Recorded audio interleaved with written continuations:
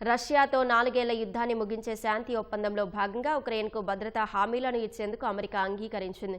ప్రతిపాదిత భద్రతా హామీలను ఉక్రెయిన్కు అమెరికా సమర్పించినట్లు సమాచారం.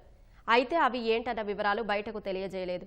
ఈ వారాంతంలో మయోమి లేదా అమెరికాలోని ఇతర చోట్ల మరోసారి చర్చలు జరపనున్నట్లు బెర్లిన్ వేదికగా ఉక్రెయిన్ అధ్యక్షుడు జెలెన్స్కీతో జరిగిన చర్చల తర్వాత అమెరికా అధికారులు తెలిపారు.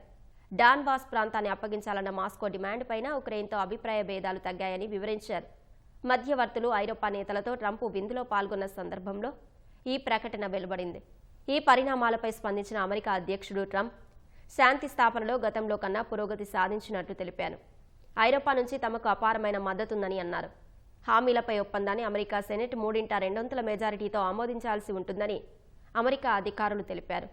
భద్రతా హామీలో భాగంగా అమెరికా మద్దతున్న ఐరోపా నేతృత్వంలోని బహుళజాతి దళాన్ని ఉక్రెయిన్లో మోహరించాలని నిర్ణయించినట్లు తెలిసింది.